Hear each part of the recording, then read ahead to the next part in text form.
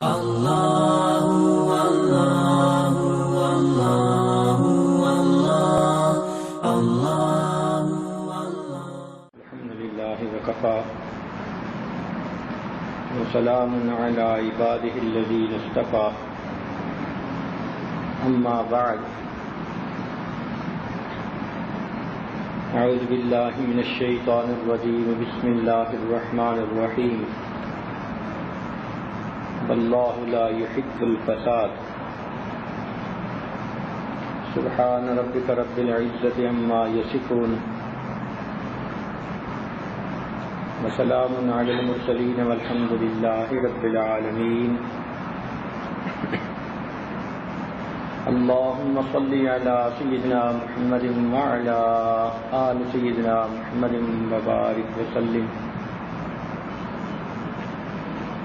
اللہم صل علی سیدنا محمد وعلی آل سیدنا محمد وبارک وسلم اللہم صل علی سیدنا محمد وعلی آل سیدنا محمد وبارک وسلم۔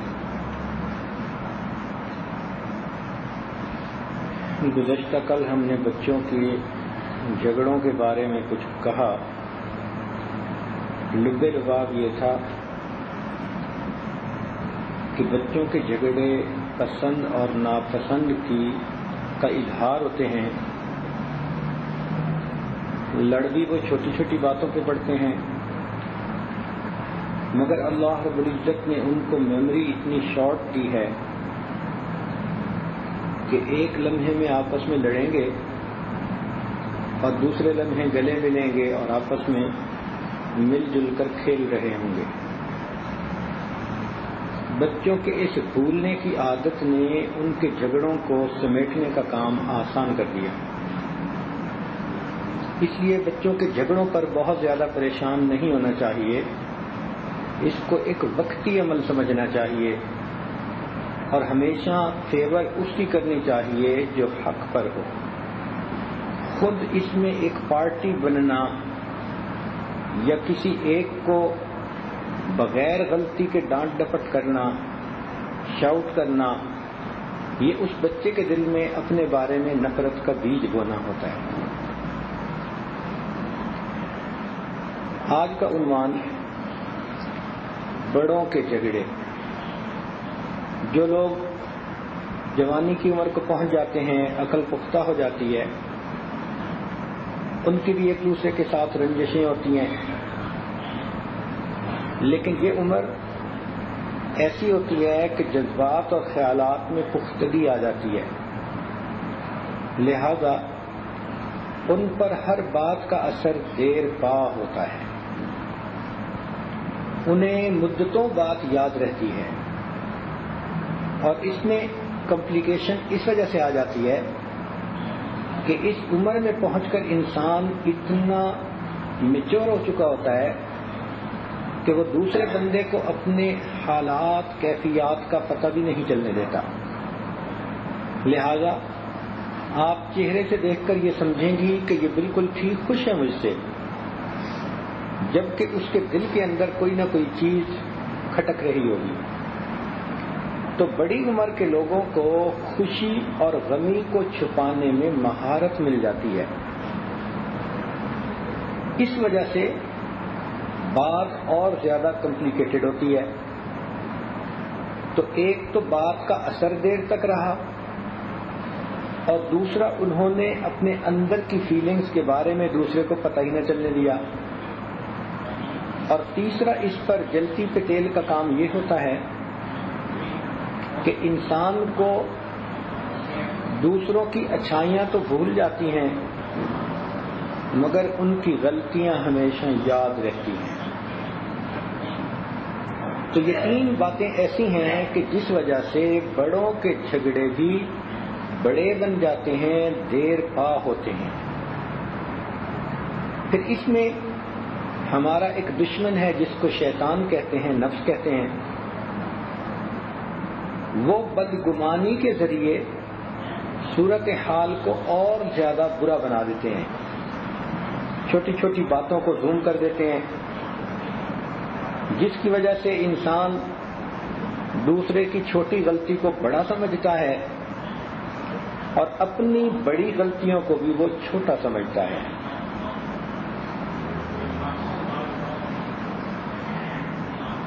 پھر اس میں ایک مزید چیز ایڈ ہو جاتی ہے کہ بڑوں کے اندر سوچ کا مادہ بھی زیادہ ہوتا ہے، لہذا وہ ایک چھوٹے سے معاملے کو اپنے ذہن میں لے کر سوچنا شروع کر دیتے ہیں. ان کو فوڈ فار تھاٹ مل جاتا ہے اور اس کے اوپر وہ ایک خیالی عمارت بنانا شروع کر دیتے ہیں. اچھا فلاں آج اچھے کپڑے نہیں پہنے ہوئے تھے، لگتا ہے اپنے گھر میں خوش نہیں، لگتا ہے خامن کے ساتھ نہیں بنتی، ہو سکتا ہے کہ ساس پسند نہ کرتی ہو، کوئی نہ کوئی وجہ تو ہے. اب ایک عورت جو سادگی کی نیت سے بیان سننے کے لیے سادہ کپڑے پہن کر آ گئی، اب اس پوائنٹ کو لے کر انہوں نے اس پر اپنے خیالات کے تانے بانے بننے شروع کر دیے اور ایک سٹوری بنا لی کہ جی ہمیں تو لگتا ہے کہ فلاں جوان بچی جس کی شادی ہوئی وہ اپنے گھر میں خوش نہیں. لو سٹوری بھی بن گئی اور نتیجہ بھی نکل گیا. یہ چیز بدگمانی کہلاتی ہے کہ دوسرے کے بارے میں کوئی بری بات ذہن میں سوچنا. شریعت نے بدگمانی کو حرام بتایا ہے. بڑوں کے جھگڑوں کی بنیاد میں اکثر و بیشتر بدگمانی کی نحوست شامل ہوتی ہے. نبی علیہ السلام نے ارشاد فرمایا ایاکم والظن فإن الظن اکذب الحدیث، کہ تم گمان سے بچو کیونکہ اکثر گمان جھوٹ ہوتے ہیں. تو بجائے نیک گمان کرنے کے شیطان بدگمانی کرواتا ہے. اس لیے علماء نے گمان کی 2 قسمیں لکھی. فرمایا کہ یہ انسان کی بیماری کئی دفعہ اتنی بڑھ جاتی ہے کہ انسان اپنے خالق سے بھی بدگمان ہو جاتا ہے. چنانچہ اس کی ایک قسم ہے سوء الظن باللہ، اللہ کے ساتھ بدگمان ہو جانا. اللہ کے ساتھ بدگمان کیسے ہونا؟ کہ ایک بچی چاہتی تھی کہ میری پسند کی جگہ شادی ہو جائے، ماں باپ نہیں چاہتے، بے جوڑ رشتہ ہے، بچی سمجھ نہیں رہی. ماں باپ بہن بھائی سب سمجھاتے ہیں اور کہتے ہیں کہ یہ ہو ہی نہیں سکتا کہ ہم فلاں جگہ تمہارا رشتہ کر دیں، تمہارے اور اپنے خاندان کے اندر بڑے اچھے رشتے ہیں، وہ بچی کی سمجھ میں نہیں آتے. اب یہ وظیفے کرنے شروع کر دیتی ہے، پڑھائیاں پڑھنی شروع کر دیتی ہے، نفلیں پڑھ رہی ہے، راتوں کو اٹھ کے تہجد پڑھ رہی ہے اور اللہ سے مانگ رہی ہے کہ جہاں میں چاہتی ہوں بس وہیں میرا نکاح ہو جائے. لیکن ایسا نہیں ہوتا. تو جب ایسا نہیں ہوتا تو پھر بجائے اس کے کہ یہ صبر کرے اور یوں سمجھے کہ اللہ نے میرے مقدر میں یہی لکھا تھا، یہ اللہ تعالیٰ سے بدگمان ہو جاتی ہے. کہتی ہے جی میری تو اس نے سنی ہی نہیں، بڑی پڑھائیاں پڑھی، بڑے میں نے عمل کیے، کوئی عمل کام نہیں آیا. تو ایک تو اللہ سے بدگمان اور دوسرا جن سے پڑھائیاں پوچھی تھیں ان عاملوں سے بھی بدگمان. کئی دفعہ ایسے لوگ ڈپریشن میں چلے جاتے ہیں کیونکہ وہ اپنی مرضی کو پورا کرنا چاہتے ہیں اور اس بات کو بھول جاتے ہیں کہ اس کائنات میں مرضی تو صرف اللہ رب العزت کی پوری ہوتی ہے، باقی تو بندے ہیں، وہ مانگ تو سکتے ہیں مگر اللہ تعالیٰ کو مجبور تو کوئی نہیں کر سکتا. یاد رکھیں 3 چیزوں سے انسان اپنے کام نکلواتا ہے. ایک زور کے ذریعے اپنی طاقت استعمال کر کے، ایک زر کے ذریعے اپنا مال استعمال کر کے، اور ایک زاری کے ذریعے کہ رو دو کے. اللہ کے دربار میں تینوں چیزیں نہیں چلتی. نہ زور چلتا ہے، نہ کسی کا زر چلتا ہے، نہ کسی کی زاری چلتی ہے. ہاں بس اللہ کی رحمت متوجہ ہو جائے اور اللہ تعالی مہربانی فرما دیں تو ہمارے کام اس کے فضل سے ہوتے ہیں. کوئی نہیں کہہ سکتا میں اتنا رویا کہ اللہ کو میری دعا قبول کرنی پڑ گئی. ہم نے دیکھا ایسے لوگ تھے 80 سال کی عمر پائی اور زندگی کا بیشتر حصہ روتے رہے اللہ اپنے گھر کا دیدار عطا کروا دے, حج کی توفیق دے دے. 80 سال رونے کے باوجود ان کو حج کی توفیق نہ مل سکی. تو اللہ کے سامنے نہ زور چلتا ہے, نہ زر چلتا ہے, نہ زاری چلتی ہے. ہاں بس اللہ سے اس کے فضل کی امید رکھیں. اللہ تعالیٰ خیر کے ساتھ متوجہ ہو جائیں تو اللہ کے فضل سے ہمارے کام بنتے ہیں. اب یہ بچی جو اللہ سے بدگمان ہوئی پھر رہی ہے, یہ ڈپریشن میں چلی جاتی ہے, تو یہ اللہ سے بدگمانی انسان کے ایمان کو برباد کر دیتی ہے. اس بدگمانی کی ایک نشانی یہ بھی ہے کہ کبھی کہتی ہیں کہ جی ہماری تو اللہ سنتا ہی نہیں. ایک نوجوان ملا جو چاہتا تھا کہ میری پسند کی شادی ہو اور وہ ہوئی نہیں, تو وہ ایک موقع پر کہنے لگا جی بس اللہ تعالیٰ تو داڑھی والوں کی فیور کرتے ہیں. اب جس نے یہ الفاظ کہہ دیے اس نے تو اپنے ایمان کا جنازہ نکال دیا.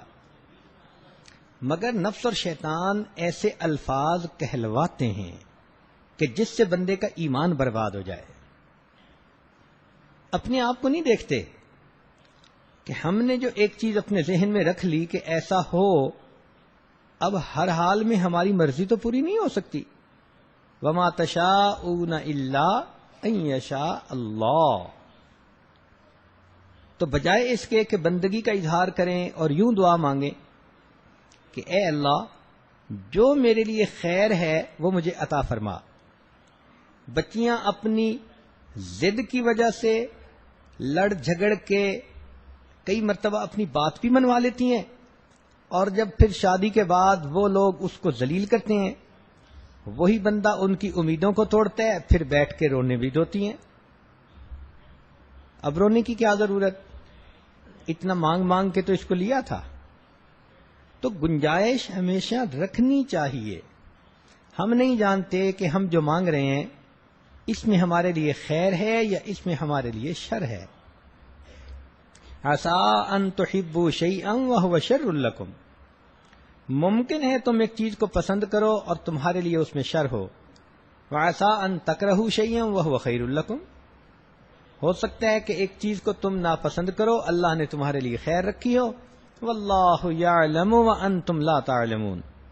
اللہ جانتا ہے تم نہیں جانتے. تو ایک تو ظن کی قسم یہ ہو گئی کہ اللہ رب العزت ہی سے بدگمان ہو گئے. یہ چیز انسان کو کفر میں ڈال دیتی ہے. اور دوسری چیز ہے سوء الظن بالمؤمنین. ایمان والوں کے ساتھ بدگمانی یہ کبیرہ گناہ ہے. اللہ رب العزت ارشاد فرماتے ہیں وما يتبع اکثرهم الا ظنا ان الظن لا یغنی من الحق شیئا. اس لیے محسن انسانیت سیدنا رسول اللہ صلی اللہ علیہ وسلم نے ارشاد فرمایا ظنوا بالمؤمنین خیرا, کہ ایمان والوں کے ساتھ نیک گمان رکھو, بدگمانی نہ رکھو. چنانچہ امام اعظم ابو حنیفہ رحمۃ اللہ علیہ نے اس حدیث مبارکہ سے یہ مطلب نکالا کہ اگر کسی بندے میں 69 باتیں عیب کی نکلتی ہوں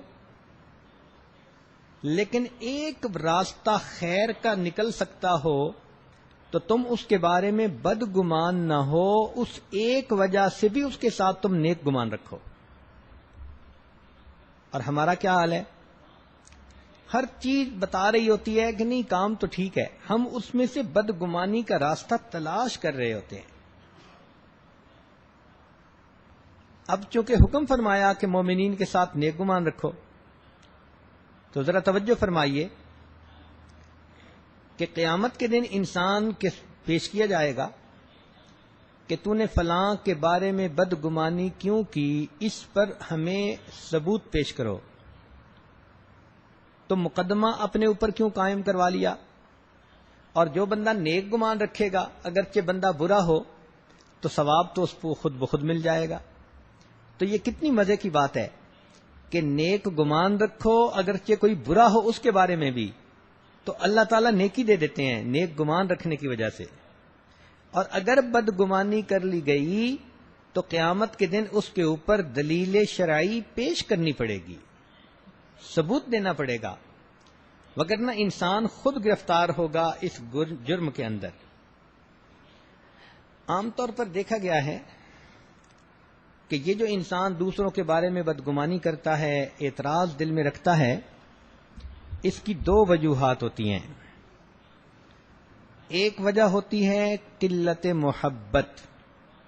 محبت میں کمی، لہذا اصول یاد رکھیں، جہاں محبت پتلی ہوتی ہے وہاں عیب موٹے ہوتے ہیں، اور جہاں محبت موٹی ہوتی ہے وہاں عیب پتلے ہوتے ہیں۔ جن سے انسان کو پیار ہوتا ہے ان کی برائیاں بھی برائیاں نظر نہیں آتی۔ ماں کو بیٹے سے پیار ہے، چھوٹا بیٹا ماں کے بال کھینچتا ہے، ماں اس کے ہاتھوں کو چوم لیتی ہے، محبت ہے نا، ورنہ کی تو اس بچے نے بدتمیزی ہے۔ تو محبت کی وجہ سے انسان دوسرے کی غلطیوں کو نظر انداز کر دیتا ہے، اور جب محبت کمزور ہوتی ہے تو اچھائیاں بھی دوسرے کی برائیاں نظر آتی ہیں۔ تو جب بھی کسی کے بارے میں بدگمانی ہو، ذہن میں فوراً سوچ لیں کہ میری محبت اس کے ساتھ بہت کمزور ہے۔ اور جہاں محبت کمی ہوتی ہے وہاں انسان نقصان بھی اٹھا لیتا ہے تو پرواہ نہیں کرتا۔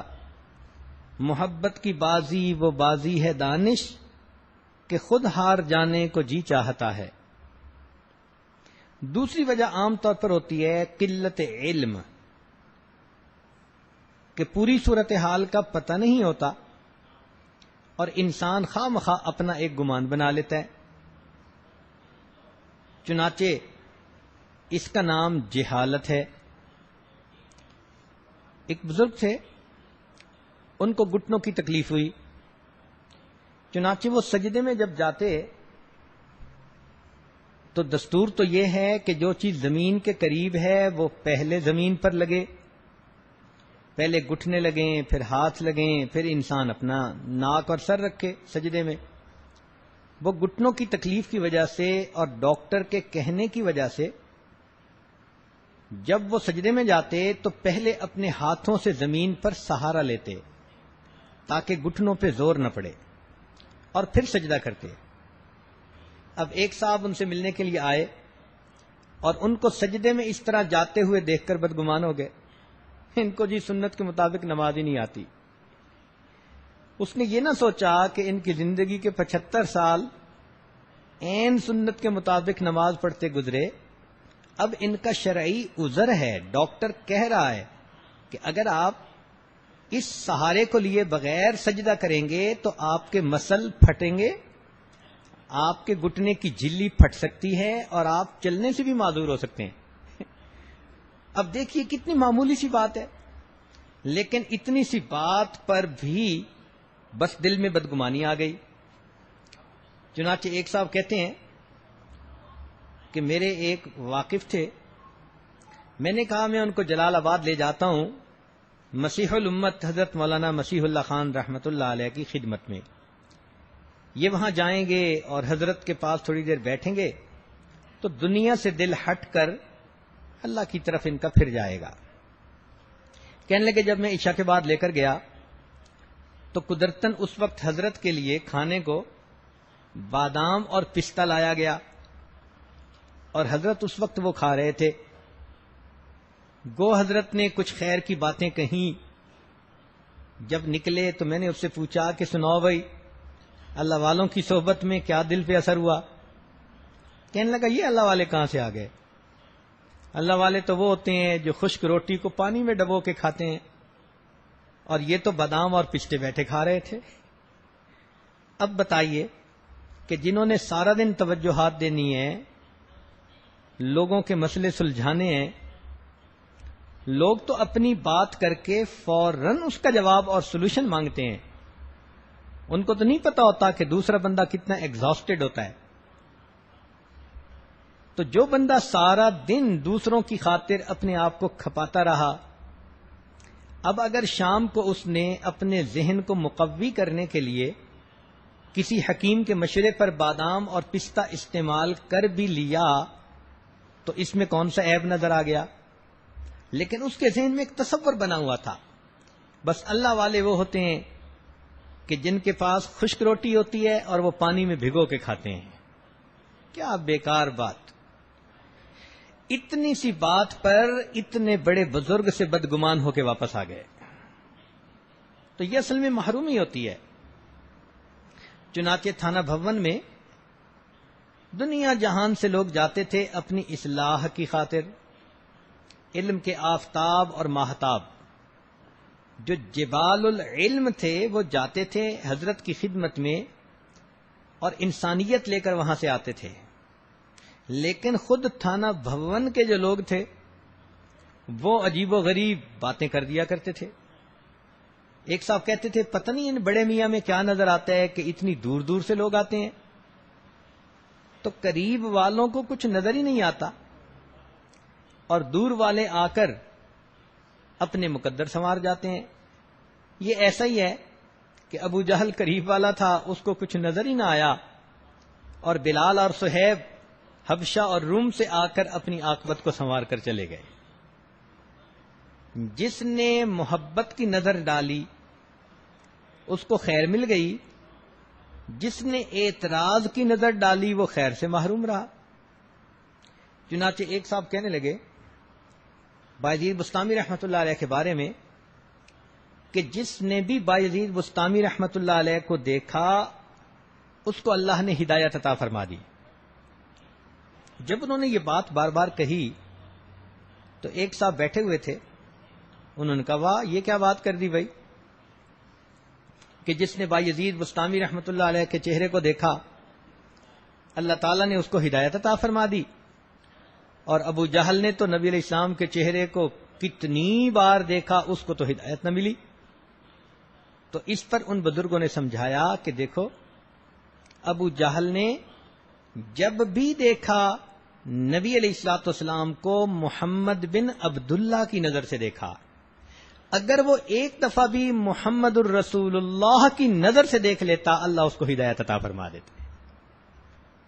تو یہ نظر ہوتی ہے، عقیدت محبت کی نظر ہو تو خیر مل جاتی ہے، اور اگر اس میں تنقید کی نظر ہو تو انسان محروم ہو جاتا ہے۔ چنانچہ حضرت شیخ عبد القادر رحمۃ اللہ علیہ، جیلانی رحمۃ اللہ علیہ جو پیران پیر،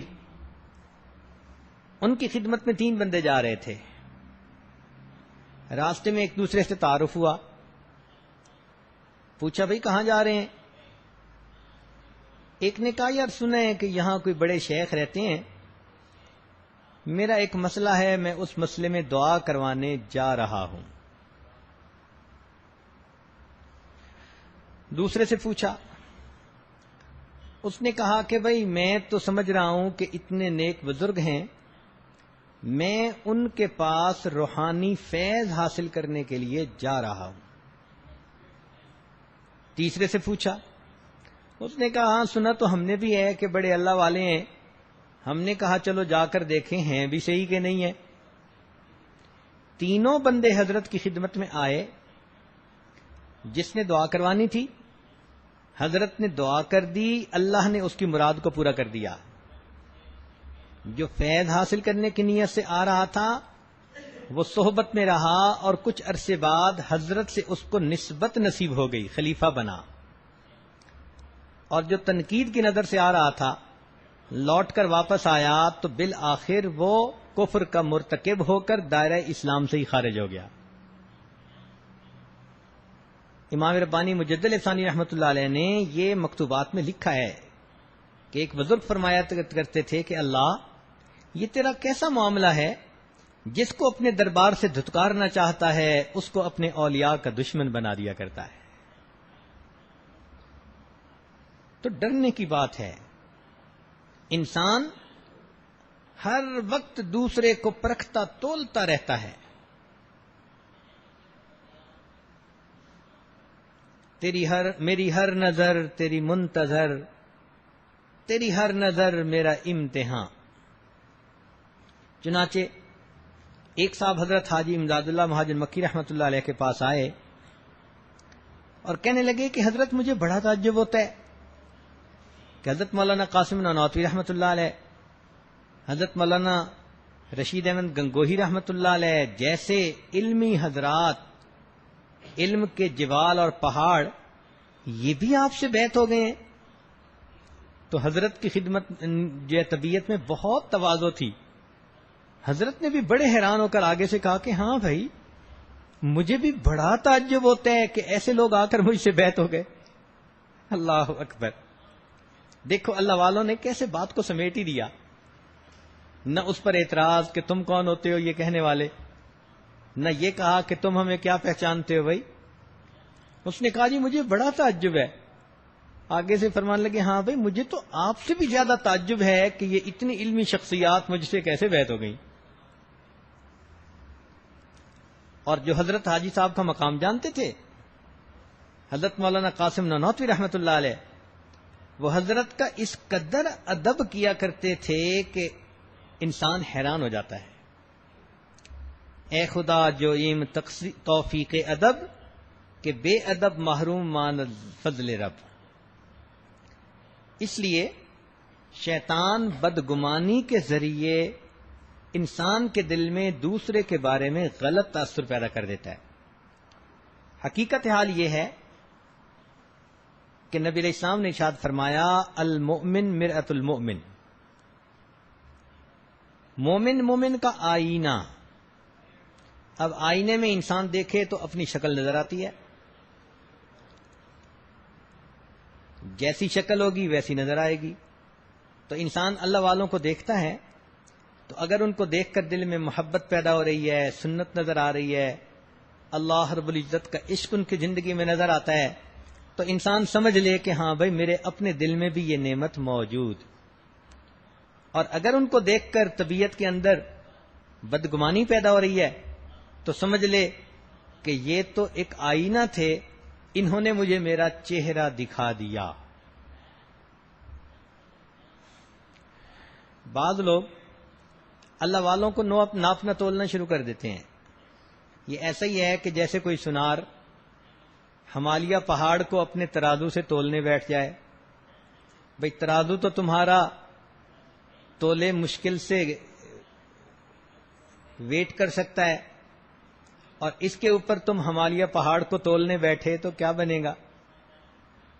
تو بجائے اس کے کہ انسان دوسروں کی ناپ تول کرے اور ان پر اعتراض کرے، انسان بدگمانی سے اللہ رب العزت کی پناہ مانگے. حضرت اقبال ثانوی رحمۃ اللہ علیہ نے لکھا ہے، ایک عورت اپنے بچے کی نیپی تبدیل کروا رہی تھی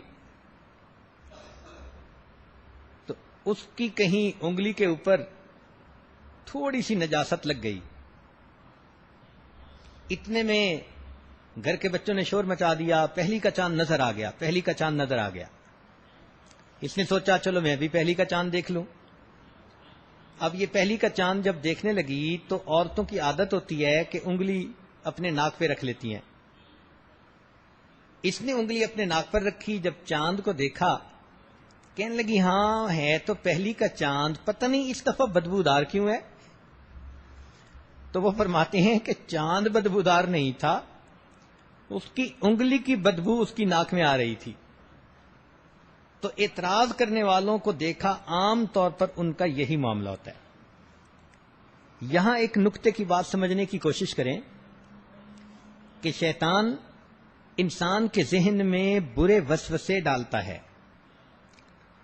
اس وسوسے کو اگر آپ اپنے ذہن سے نکال دیں تو پھر آپ بدگمانی سے بچ جائیں گی.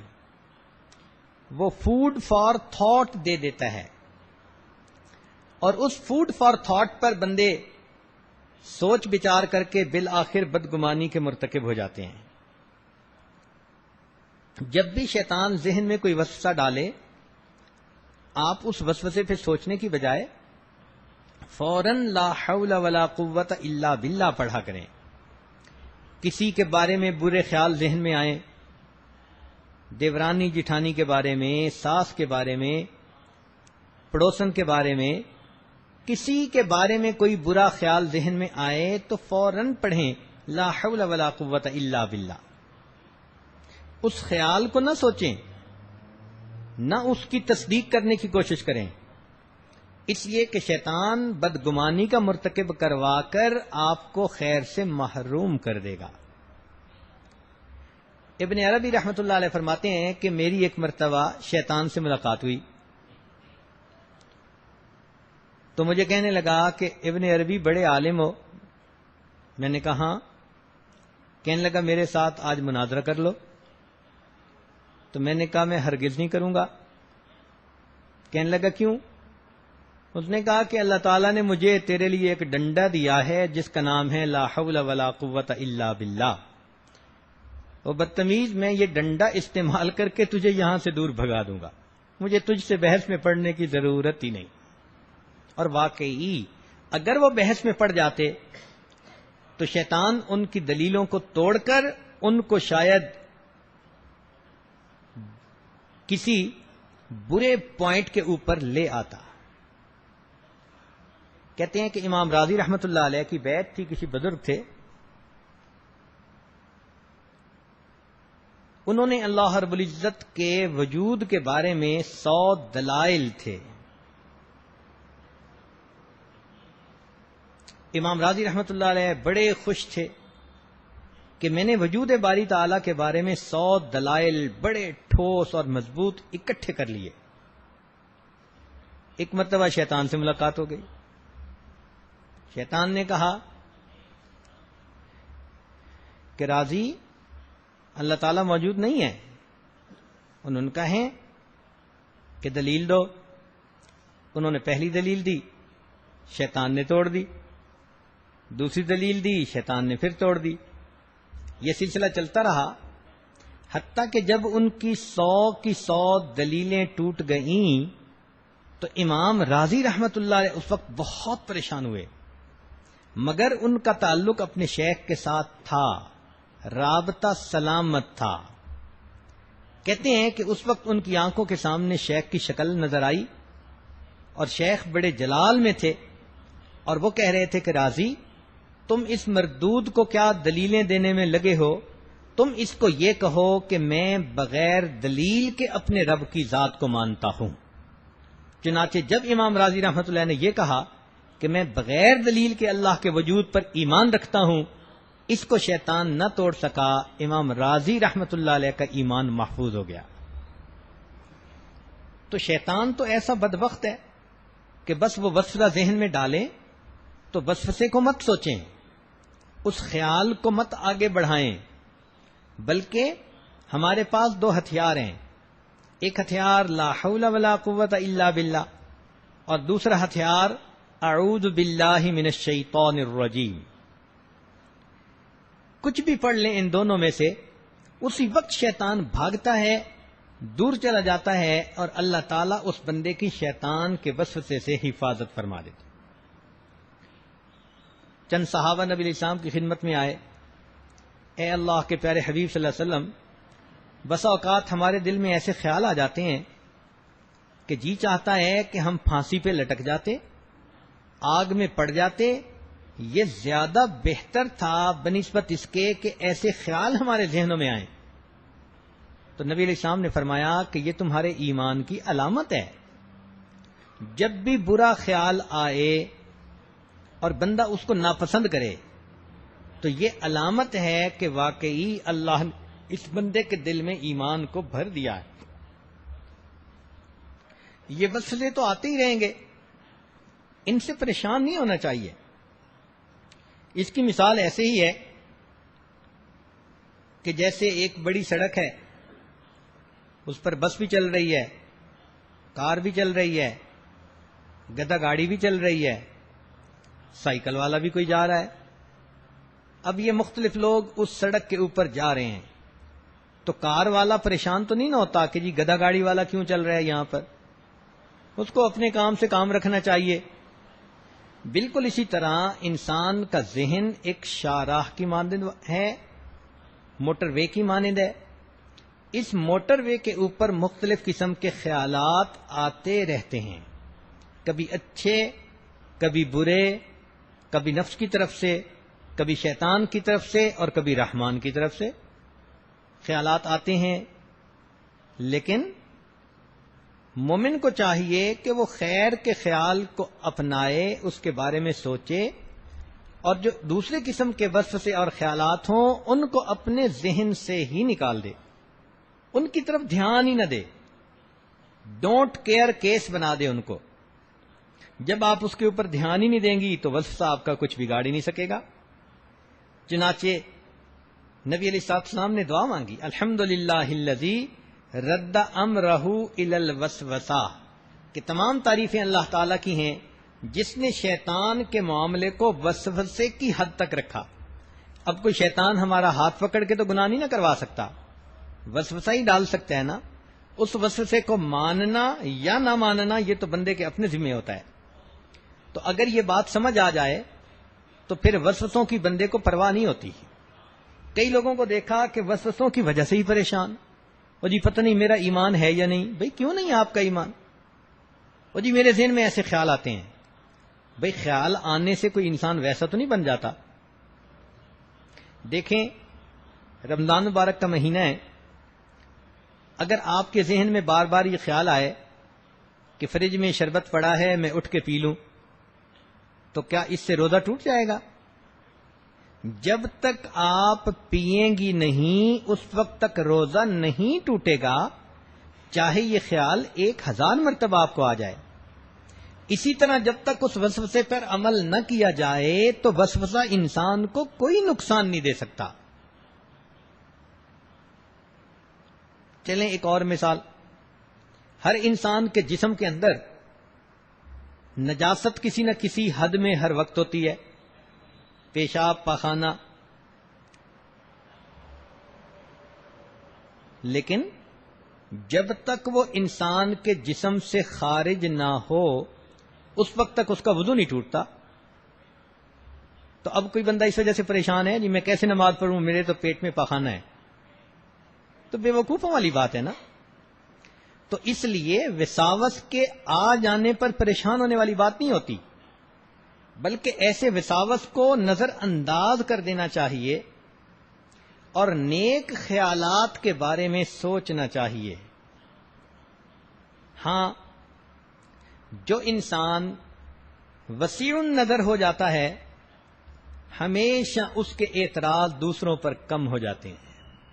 یہ ذہن میں رکھنا، جس کا ظرف بڑا ہوتا ہے، جس کا دل بڑا ہوتا ہے، اس کو دوسروں پر اعتراض کرنے کی ضرورت ہی نہیں پیش آتی. تو یہ تنگ ظرفی اور کم ظرفی کی علامت ہوتی ہے کہ انسان دوسروں پر اعتراض کرتا پھرتا ہے اور خود اپنا معاملہ اس سے زیادہ برا ہوتا ہے. تو ہمیں اللہ رب العزت کے بارے میں بھی نیک گمان رکھنا ہے اور مومنین کے بارے میں بھی نیک گمان رکھنا ہے. اگر کسی کی ایک بات کے اندر کوئی برائی کا پہلو نکلتا ہے تو آپ سوچیں، اگر کوئی اچھائی کا پہلو نکل سکتا ہے تو آپ اسی اچھائی کے پہلو کے بارے میں سوچیں اور اس کے ساتھ خیر کا گمان رکھیں. حتیٰ کہ 70 برائی کے پہلو اگر نکلتے ہیں اور ایک خیر کا نکلتا ہے تو برائی کے 70 پہلوؤں کو نظر انداز کر دیں اور ایک پہلو کو قبول کر لیں اور اس کے بارے میں نیک گمان رکھیں. اس طرح سے انسان پھر بدگمانی کے گناہ سے بچ جاتا ہے. ہاں ایک چیز ہے جس سے ہم سب کو بدگمان رہنا چاہیے. آپ حیران ہوں گی کہ جی ابھی تک تو درس دیا نیک گمان رکھنے کا، پونا گھنٹہ لگا دیا اس پوائنٹ پر، اور اب اخیر پر کہہ رہے ہیں کہ جی ایک چیز سے بدگمان بھی رہنا چاہیے. جی ہاں، وہ چیز ہے ہی ایسی کہ اس سے ہمیں ہمیشہ بدگمان رہنا ہے، پوری زندگی بدگمان رہنا ہے۔ وہ کون؟ وہ انسان کا اپنا نفس۔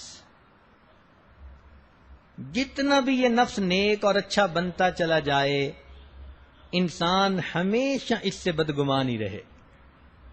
ہمارے بزرگوں نے فرمایا الحزم سوء الظن بنفسہ، احتیاط اس میں ہے کہ انسان اپنے نفس سے بدگمان رہے، کبھی اس پہ اعتماد نہ کرے۔ بھروسہ کچھ نہیں اس نفس امارہ کا اے زاہد، بھروسہ کچھ نہیں اس نفس امارہ کا اے زاہد، فرشتہ بھی یہ ہو جائے تو اس سے بدگمان رہنا۔ اس لیے کہ جو نفس سے اچھا گمان کر لیتا ہے، نفس بالآخر اس بندے کو پھڑکا دیتا ہے۔ تو اپنے نفس کے اوپر بدگمان اور ایمان والوں کے ساتھ نیک گمان۔ کہنے والے نے کہا کہ فلا تظنن بربک ظن السوء فإن اللہ اولی بالجمیل، کہ اللہ رب العزت کے ساتھ برا گمان نہ کر، اللہ تعالیٰ تمہارے اچھے معاملے کا زیادہ مستحق ہے۔ اور فلا تظنن بنفسک قط خیرا، اور اپنے نفس کے ساتھ کبھی بھی خیر کا گمان نہ رکھنا، فکیف بظالم جان جہولی، ظالم ہے، اس کے ساتھ زندگی بھر انسان نے بدگمان ہی رہنا ہے، تب اس سے بچے گا۔ چنانچہ بڑوں کی لڑائیوں کی بنیاد میں عام طور پر بدگمانی آتی ہے، اور پھر یہ بدگمانی غیبت کی شکل اختیار کر لیتی ہے۔ دل میں بدگمانی آئی اور اس کے بارے میں غیبت کرنی شروع کر دی، یہ غیبت سیکنڈ سٹیپ بن جاتا ہے۔ تو فرسٹ سٹیپ ہوا بدگمانی، سیکنڈ سٹیپ ہوا پھر اس کی غیبت کرنا، اور تیسرا سٹیپ ہوتا ہے آپس میں لڑائی فساد جھگڑا ہونا، اور چوتھا سٹیپ ہوتا ہے ایک دوسرے کے ساتھ تعلق کو ختم کرنا، قطع رحمی کرنا۔ تو شیطان اور نفس بدگمانی سے سفر شروع کرواتے ہیں اور قطع رحمی تک انسان کو پہنچا دیتے ہیں۔ وہ جانتے ہیں کہ قطع رحمی ایسا گناہ ہے کہ شب قدر میں بھی قطع رحمی کرنے والے کی اللہ مغفرت نہیں فرماتے۔ اللہ اکبر کبیرہ۔ تو سوچئے کہ یہ بدگمانی کہاں انسان کو لے کر گراتی ہے۔ وَيَقْطَعُونَ مَا أَمَرَ اللَّهُ بِهِ أَن يُوصَلَ۔ تو یہ 4 سٹیپس بنتے ہیں۔ پہلا سٹیپ بدگمانی کسی کے بارے میں آنا، دوسرا سٹیپ پھر اس کے بارے میں انسان کا غیبت کرنا، کمنٹس دیتے رہنا، اور تیسرا اس غیبت کی وجہ سے پھر آپس میں لڑائی جھگڑا فساد ہونا، اور آخری منزل کہ ایک دوسرے کے ساتھ بول چال کا بند، تعلق کا ختم۔ اور یہ ایسا عمل ہے کہ جس کی وجہ سے انسان اللہ کی نظر سے گر جاتا ہے۔ اس لیے پہلے قدم پر ہی شیطان کو روک دیجئے اور دوسروں کے بارے میں نیک گمان رکھنے کی عادت بنا لیجئے۔ دل کو یہ سمجھائیں کہ میرے اپنے ہی مسئلے کون سے تھوڑے ہیں کہ میں دوسروں کے بارے میں سوچتی پھروں۔ میرا ہی بوجھ میرے سر پر اتنا ہے کہ قیامت کے دن اس بوجھ کو اٹھا پائی تو بڑی بات ہے۔ خواہ مخواہ دوسروں کے بارے میں کیوں میں کوئی رائے دوں؟ ہو سکتا ہے اللہ ان کے گناہوں کو معاف کر دے، اور ہو سکتا ہے کہ میری خطاؤں کے بارے میں مجھ سے سوال کر دے۔ تو دوسروں کے بارے میں آپ ہمیشہ معاملے کو لائٹ لیا کریں، نفس کے بارے میں اپنے آپ کو ہمیشہ ٹائٹ کیا کریں۔ جب آپس میں رنجشیں ہوتی ہیں تو ظاہر میں بھی اس کی کچھ نہ کچھ وجوہات ہوتی ہیں۔ تو 5 وجوہات جن کی وجہ سے عام طور پر آپس میں رنجش ہوتی ہے۔ پہلی وجہ مل جل کر رہنا۔ جب بھی کمبائنڈ فیملیز میں انسان رہتا ہے تو ایک دوسرے کے ساتھ پھر رنجشیں ہو جاتی ہیں، کہیں ساس بہو کی لڑائی، کہیں نند اور بھابھی کی لڑائی، کہیں دیورانی جٹھانی کی لڑائی۔ بس یوں سمجھیں کہ یہ شیطان کے لیے صورتحال بڑی اچھی ہوتی ہے، چھوٹی چھوٹی باتوں پہ بدگمانی پیدا کر کے آپس میں ایک دوسرے سے الجھا دیتا ہے. تو مل جل کر رہیں، مگر کچھ نہ کچھ ایسا سلسلہ ہو کہ ہر ایک کی اپنی پرائیویٹ لائف الگ رہے. مثلا اللہ تعالی نے دیا، بچے ہیں، ان کی شادیاں کی، تو گھر بے شک قریب قریب بنائیں، مگر سب کے اپنے اپنے ہوں، تاکہ اپنے اپنے گھروں میں میاں بیوی اپنی چاہت کے مطابق وقت گزار سکیں. یہ نہ ہو کہ ایک خاوند اپنی بیوی کے لیے کوئی کھانے کی چیز لائے اور دوسری اسی کو ایشو بنا کر ساس کی نظر میں پیش کر دے. اتنا اوپن ایک دوسرے کے قریب رہنا کہ دوسرے کے لیے پرسنل لائف کو بھی دیکھنا آسان ہو، یہ جھگڑے کا سبب بنتا ہے. تو شریعت نے حکم دیا کہ جتنا بھی ممکن ہو سکے قریب رہو، مگر اپنی پرسنل لائف کو الگ رکھو تاکہ دوسروں کو اعتراض کا موقع کم ملے. دوسری بات جس کی وجہ سے عام طور پر جھگڑے ہوتے ہیں بڑوں کے، کہ ایک دوسرے سے اوور ایکسپیکٹ کر لیتے ہیں، بعض اوقات زیادہ امید لگا لیتے ہیں. مثلا بچی کی منگنی کی اور بہن جو ہے اس نے اس طرح خوشی کا اظہار نہ کیا جیسے بندہ چاہتا تھا، حالانکہ اس کے دل میں تو خوشی تھی، بس موقع پہ اس نے کوئی دو چار لفظ جو کہنے تھے وہ نہ کہہ پائی، بدگمان ہو گئے. اور جی میری بیٹی کی منگنی پہ تو بہن کو کوئی خوشی نہیں ہوئی، یہ تو اندر سے اس پہ بڑی خفا ہے کہ اچھی جگہ رشتہ کیوں ہو گیا. اب لو، معمولی سی بات تھی اور بات کا بھی تنگڑ بن گیا. تو یہ عادت اپنے اندر ڈالیں کہ آپ دوسرے سے زیادہ ایکسپیکٹیشن ہی نہ رکھا کریں. جب ایکسپیکٹیشنز ٹوٹتی ہیں تو بندے کے دل میں پھر دوسرے کے بارے میں دشمنی آتی ہے، بدگمانی آتی ہے، اور بندہ قطع تعلقی کر بیٹھتا ہے. امیدیں لگانے کی ایک ہی ذات ہے جس کا نام پروردگار ہے. ساری امیدیں مومن کی اللہ رب العزت کے ساتھ ہی ہونی چاہیے. بڑوں کی لڑائی کی تیسری وجہ عام طور پر سوچ میں فرق ہوتا ہے، لیول آف انڈرسٹینڈنگ کا ڈفرینس، وے آف تھنکنگ کا ڈفرینس. ایک چیز کو ایک اینگل سے دیکھتا ہے، دوسرا دوسری چیز کو دوسرے اینگل سے دیکھتا ہے. مثال کے طور پہ ایک کے مہمان آئے، اس کے ذہن میں یہ تھا کہ جی مہمان نوازی کرنی چاہیے، اس نے خوب پرتکلف کھانے بنائے مہمان نوازی کی نیت سے، اور دوسری نے اتنے پرتکلف کھانے دیکھ کر کہا کہ جی یہ تو بڑی فضول خرچ ہے. لو، ایک کی نیت مہمان نوازی کی تھی اور دوسری کے ذہن میں گیا کہ یہ تو بڑی فضول خرچ ہے، خامند کا پیسہ برباد کرتی ہے. اس سوچ کے فرق کی وجہ سے آپس کے اندر پھر لڑائیاں شروع ہوتی ہیں، بدگمانی کی وجہ سے. چوتھی وجہ بڑوں کی لڑائی کی بنیاد رسم و رواج. کوئی چاہتا ہے کہ میں سنت کے مطابق زندگی گزاروں، اور رشتہ دار چاہتے ہیں یہ رسم بھی پوری ہو، یہ رواج بھی پوری ہو. چنانچہ رسم اور رواج کے پیچھے ایک دوسرے کے ساتھ لڑائیاں چھڑ جاتی ہیں، تبصرے ہوتے ہیں، فساد کھڑا ہو جاتا ہے. یہ جو ہے نا وقت گزاری کے لیے تیری میری باتیں کرنا، یہ فساد کی بنیاد ہے. بعض عورتیں فارغ ہوتی ہیں تو بیٹھ کے دوسروں کی بات چھیڑ بیٹھتی ہیں، فلاں کی باتیں ایسی ہیں، فلاں کے حالات ایسے ہیں. تو یہ ذہن میں رکھنا کہ وقت گزاری کے لیے تیری میری باتیں کرنا فساد کی بنیاد ہوتی ہے.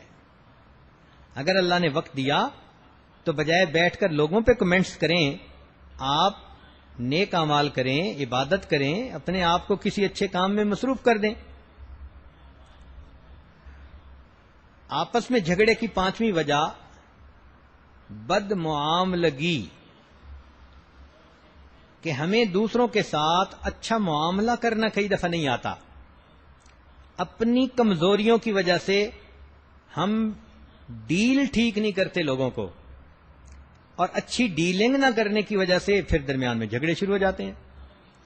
مثال کے طور پر 2 بہنیں قریب قریب رہتی تھیں. اب اس نے ضرورت پڑنے پر بہن کا دھاگا استعمال کر لیا. نیت یہ تھی کہ خرید کے واپس کر دوں گی، اور پھر خریدنا بھی بھول گئی. اب جب بہن اپنی چیز واپس مانگے گی اور اس وقت جواب ملے گا جی کہ آپ کی چیز تو میں نے استعمال کر لی اور بتائی ہی نہیں، تو پھر جھگڑا تو خود بخود شروع ہو جائے گا. تو بد معاملگی سے بچیں. یہ جو بری ڈیلنگ ہے نا، اس سے بچیں. لوگوں کے ساتھ اچھی ڈیلنگ کریں. اچھی ڈیلنگ کرنے والے لوگ دوسروں کی محبتوں کو سمیٹا کرتے ہیں، دوسروں کی بدگمانیوں سے بچ جاتے ہیں. شریعت نے انہی کو اخلاق حمیدہ کا نام دیا، حسن معاشرت کا نام دیا. دعائیں مانگیں کہ اللہ تعالی ہمیں حسن معاشرت عطا فرمائے. یہ بات ذہن میں رکھیں کہ بڑوں کی جو رنجشیں ہوتی ہیں نا، وہ پھر بڑی بن جایا کرتی ہیں. وہ پہلے ہوتی ہیں ایک گھر کی رنجشیں، پھر خاندان کی رنجشیں بن جاتی ہیں، بلکہ خاندانی عداوتیں بن جاتی ہیں. اور یہ خاندانی عداوتیں اس دنیا میں اللہ رب العزت کا عذاب ہیں. اس عذاب سے اللہ رب العزت کی پناہ مانگیں. آپ محسوس کریں کہ کسی کا دل دکھا، کسی کو پریشانی ہوئی، یا میں کسی کی ایکسپیکٹیشنز کو پورا نہیں کر سکی، تو آپ فوراً اس سے معافی مانگ لیں. یہ آسان طریقہ ہوتا ہے معاملے کو سلجھانے کا. معافی مانگنے میں پریشان نہ ہو، یہ بہت اچھی عادت ہے، اور بڑے بڑے بوجھ انسان کے سر سے ٹل جاتے ہیں. ہمارے ایک قریبی مہربان تھے، ان کی عادت تھی جس کو ملتے تھے تو اس کو جدا ہونے سے پہلے کہتے تھے جی آپ کے میرے اوپر بڑے حقوق تھے، میں ان کو پورا نہیں کر سکا، آپ مجھے اللہ کے لیے معاف کر دیں. ایسی بات اللہ نے ان کو یہ سمجھا دی تھی، ہر ایک کو یہی کہتے تھے جی آپ کے میرے اوپر بڑے حقوق تھے، میں پورا نہیں کر سکا، آپ مجھے اللہ کے لیے معاف کر دیں. اتنے لجاجت اور عاجزی کے ساتھ کہتے تھے کہ دوسرے بندے کو ان پر پیار آ جاتا تھا. تو بندے کو اسی طرح دوسروں سے معافی ایسے مانگنی چاہیے. ظاہر میں کوئی غلطی نظر نہیں بھی آ رہی، پھر بھی معافی مانگ لیں. اس کا فائدہ ہی ہے نا کہ قصور معاف ہو جائیں گے. ایک مرتبہ سیدنا بلال رضی اللہ تعالیٰ عنہ بیٹھے تھے، کوئی بات چلی تو عمر رضی اللہ عنہ نے کوئی سخت لفظ استعمال کر دیا. جب عمر رضی اللہ عنہ نے سخت لفظ استعمال کیا تو بلال رضی اللہ عنہ کا دل جیسے ایک دم بجھ جاتے ہیں نا، اس طرح سے ہو گیا، اور وہ خاموش ہو کر وہاں سے اٹھ کے چلے گئے. جیسے ہی وہ اٹھ کر گئے، عمر رضی اللہ عنہ نے فیل کر لیا کہ انہوں نے میری اس بات کو محسوس کر لیا. چنانچہ عمر رضی اللہ عنہ اسی وقت اٹھے، بلال رضی اللہ عنہ کو آ کر ملے، کہنے لگے اے بھائی میں نے ایک سخت لفظ استعمال کر لیا، آپ مجھے اللہ کے لیے معاف کر دیں. انہوں نے کہا جی جی، مگر عمر رضی اللہ عنہ کو تسلی نہیں ہو رہی تھی، اس لیے کہ وہ ذرا خاموش تھے، دل جو دکھا تھا. تو جب عمر رضی اللہ عنہ نے دیکھا کہ بلال کا دل خوش نہیں ہو رہا، تو بات کرنے کے بعد بلال رضی اللہ عنہ کے سامنے زمین پر لیٹ گئے اور کہا بھائی میرے سینے پر اپنے قدم رکھ دو اور میری غلطی کو اللہ کے لیے معاف کر دو. بلال رضی اللہ عنہ کی آنکھوں سے آنسو آ گئے کہ امیر المومنین میں ایسی حرکت کیسے کر سکتا ہوں. جو بڑے حضرات تھے وہ اپنی زندگی کے معاملے کو ایسے سمیٹا کرتے تھے. یاد رکھیں، آج دوسروں کے بارے میں کچھ الفاظ کہہ دینا آسان، لیکن اگر کل قیامت کے دن اللہ رب العزت نے ہمیں کھڑا کر کے پوچھ لیا بتاؤ تو نے فلاں کو کمینہ کیوں کہا، تم نے فلاں کو ذلیل کیوں کہا، تم نے فلاں کو بے ایمان کیوں کہا؟ سوچیں ہم ان باتوں کو اس دن کیسے ثابت کر سکیں گے؟ یہ وہ دن ہوگا انبیاء بھی تھراتے ہوں گے۔ اللہ اکبر کبیرہ۔ آج وقت ہے ہم دوسروں کے بارے میں نیک گمان رکھیں، لڑائی جھگڑے کو ابتدا سے ہی ختم کر دیں، زیادتی ہو جائے تو دوسرے سے معافی مانگ لیں، اور اس آپس کے لڑائی جھگڑے کو اللہ کا عذاب سمجھتے ہوئے اللہ سے اس کی پناہ مانگیں، اور اس فساد سے ہم اپنے آپ کو بچانے کی کوشش کریں۔ یہ دل میں تمنا ہو ہم اپنے گھروں کو، اپنے خاندانوں کو اس فساد والے عذاب سے بچائیں گے اور محبت و الفت کی زندگی گزاریں گے۔ اللہ تعالی ہماری کوتاہیوں کو معاف فرمائے اور ہمیں اپنے مقبول بندے بندیوں میں شامل فرمائے۔ وآخر دعوانا ان الحمد للہ رب العالمین۔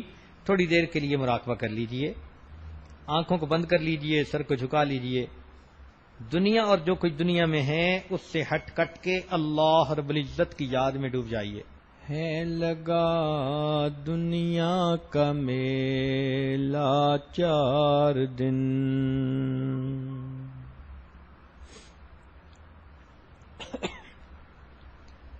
ہے لگا دنیا کا میلہ 4 دن،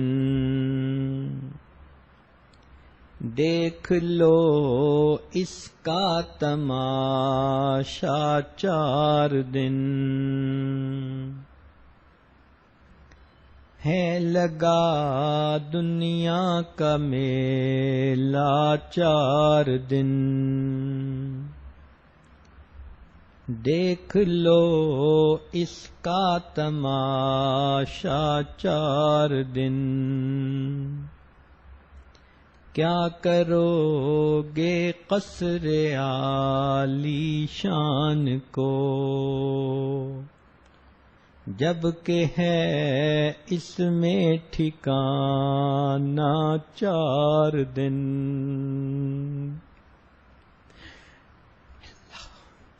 لا الہ الا اللہ محمد رسول اللہ۔ دعا کر لیجئے۔ سبحان ربی العلی وہاب، اللہم صلی علی سیدنا محمد وعلی آل سیدنا محمد وبارک وسلم۔ اے مالک، ہم آپ کے عاجز مسکین بندے ہیں، ہمارے گناہوں کو معاف فرما، ہماری خطاؤں سے درگزر فرما، ہماری عیبوں کی پردہ پوشی فرما۔ اللہ ہماری نگاہوں کو پاک فرما، ہمارے دلوں کو صاف فرما، ہمارے سینوں کو اپنی محبت سے لبریز فرما، اپنے عشق کی آتش ہمارے سینوں میں پیدا فرما، ہمارے انگ انگ سے اپنے ذکر کو جاری فرما، روئیں روئیں سے اپنے ذکر کو جاری فرما، ہڈی ہڈی بوٹی بوٹی میں اپنی محبت پیدا فرما۔ اے اللہ ہمارے روزوں کو قبول فرما، تراویح کو قبول فرما۔ رب کریم رمضان کے اس آخری عشرے میں ہماری مغفرت فرما۔ میرے مولا، گناہوں کے بڑے بڑے بوجھ ہم نے سر پر اکٹھے کر لیے ہیں، اے رب کریم اس بوجھ کو آپ ہی دور کر سکتے ہیں۔